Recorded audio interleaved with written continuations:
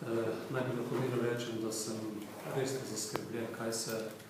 dogaja v slovenski politiki v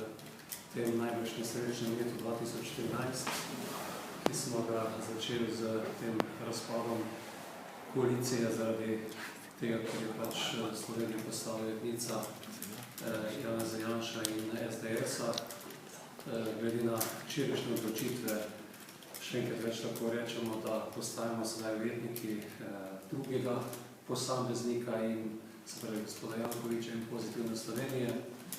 Italijani so značili, da ta problem razrešili tudi v Sloveniji in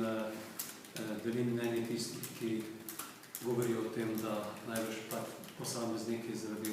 osebnih interesov ne bi smeli toliko premenjevati politike in pa države, kot jo ta dva posameznika v tem času. Kar se tiče ostalih dogodkov, smo že omenili, da je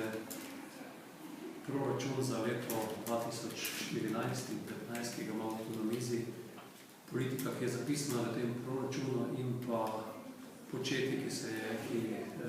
zaznamovalo delo te vlade v teh prvih dobrih 6 mesecih, bilo takšno delo, da ga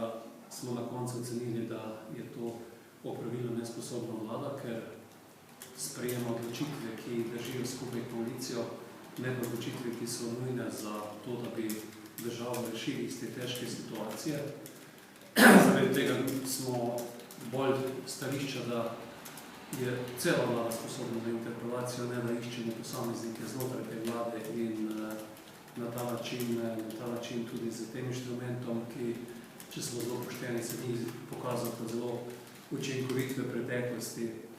obremenjujemo ta slovenski prostor. Zdaj, takšne vlade smo že konec avgusta, začetku septembra ocenili, da ta država rabi krizni menedžment, krizno vlado, ne se imenuje, kako se hoče,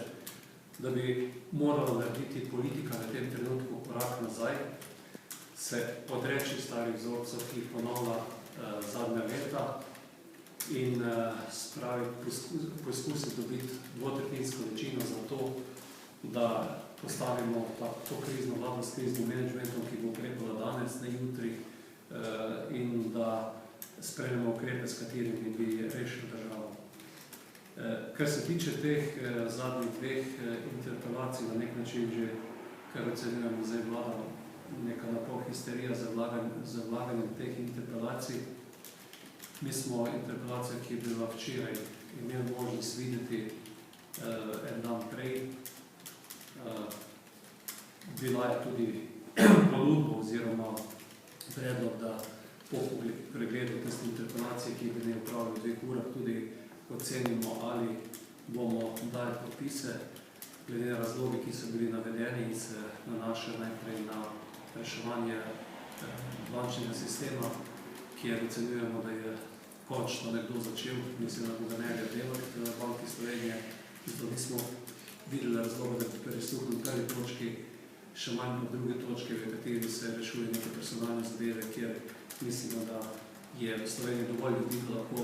odgovorne funkcije prevzemajo posamezniki in da ni vredno to kopičenje teh funkcij, konec koncev smo že tudi v zakonodajnem okviru nekaj storili, da se to ne ponavlja. Kar se tiče današnje interpelacije, ki je bila, ali pa to, kar je Nova Slovenija predstavila, tako kot je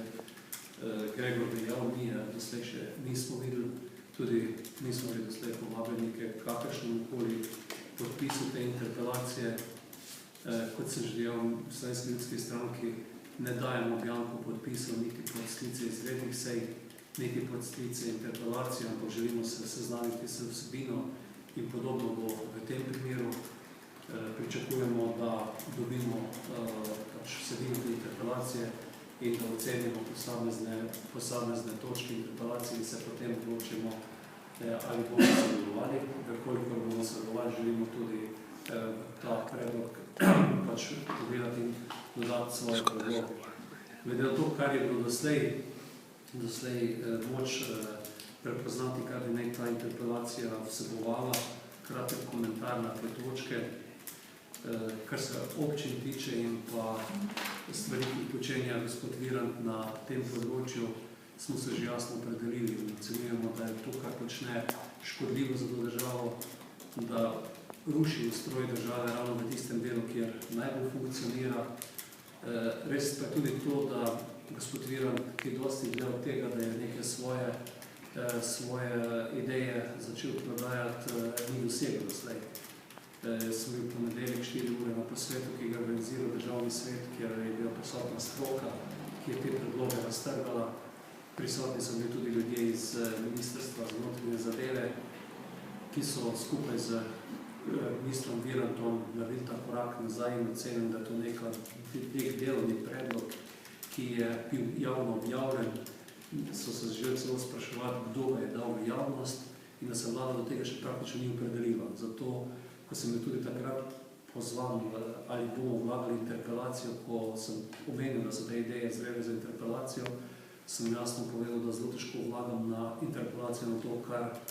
se grobo rečeno gospoda Viranta sanja preko noči in zjutraj izjasni. In da čakam na nek dokument, ki bo imel to vsebino, ki ga bo sprejela vlada, bo predložen parlamentu, sprejet tam in da tam ugotovimo te stvari. Tako da v tem delu ne vem, na kaj se pri tem sklicujejo kolegi iz Nove Slovenije, kar se tiče pa samih ugotovitev, pa so identične in smo tudi kot v ponedeljek na tem skupnem posvetu z obema predstavnikoma Združenja občin, stroko, milo rečeno raztrgali ta predlog in na koncu je bil tudi pameten predlog, da se gre k temeljitemu dokumentu strategije razvoja lokalne samouprave. Sam se strinjam tudi s tem in sem tudi tam to jasno povedal, da je slovenska lokalna samouprava potrebna spremembe, da je potrebno razmisliti predvsem o tem, katere pristojnosti iz države se njih proti mestni ravni, bodi si bodo to pokrajine, bodi so bo to zveza občin, za kar mislim, da je najboljša oblika danes območje danes delujočih upravnih enot in v tem delu tudi vidim rešitve. Kar se tiče javnih uslužbencev in pa teh izplačil za nazaj, ima ta problem zelo dolgo brado, bil sprejet v neki koaliciji, katere del smo bili tudi mi, najbrž v veliki meri povzročil razpad tiste koalicije oziroma razpad koalicije, zavrečujem izgubo volitev in tudi še kakšna ideja, ki jo gospod Virant izjavi na podobno osnovo kot tista, ko je dejal, da bodo ljudje bolj pošteno plačani, da ne bo nihče imel manj denarja, kot ga je imel doslej in da hkrati ne bo nič denarja zato več porabljen. Zdaj vidimo, kakšne so posledice tiste reforme, največ pa je potrebno te stvari doreči in pa, kar se tiče javnih uslužbencev, je minister Virant bolj zrel za interpelacijo zaradi govora, ki ga je spomladi sklenil za tistimi določili konec koncev, kako imajo uslužbenci za 2 leti naprej plačano stavko, koliko bodo stavkali člani sindikatov, ki podpišejo sporazum višje odpravnine ob upokojitvi, jubilejnih nagradah, pa tudi enkratne te solidarnostne pomoči, tako da zame je tam tudi nek dokument, na katerega bi bilo vredno opozoriti in pa tudi mogoče razmisliti o posledicah in pa škodi, ki je naredil. Kar se tiče izbrisanih, smo mi v prvem branju ta zakon podprli. Ocenjujemo, da je to breme treba dati enkrat z dnevnega reda, ali bo zdaj ta schema pravilna, da bo pravilna, bomo tudi v naslednjih postopkih najprej sparlamentirali v Državnem zboru, predvsem pa mislim, da je ključno na nek način tudi zapremo to zadevo z Evropskim sodiščem. Kar se Adrije tiče, smo zelo jasno tudi s poslanskimi vprašanji aktivnosti vodili in v tem delu me zelo zanima, če bo tudi korupcijska komisija kaj odgovorila na pozive, ki so bili tudi nje poslane, da ne preveri okoli teh vozovnic, ker se nam resnično zdi sporno, da je gospod Virant bil deležen tistih popustov, ki so bili izraženi z teh vozovnic. Kar se tiče pa zadnjega personalnega predloga, pa ocenjujemo tako kot včeraj, da najbrž te zamere, če nekdo nekoga razreši, pač ne sodijo v interpelacijo in ne spominjajo na to, kar koalicija počne okoli Luke Koper, kjer neuspešno najprej skadrira Mišiča in govori o političnem kadriranju, na koncu pa se koalicija vse pretegnja tudi, kako bi politično imenovala drugega, pa vemo, da bodo v tem uspešni ali ne. Tako da mislim, nekaj kontroverznosti v teh predlogih in zato ocenjujemo, da so takšni predlogi zelo vprašljivi kot elementi interpelacije. Lahko je to ena izmed stvari, zagotovo pa se zadeva ne more temeljiti na tem, tako kot ni razrešitev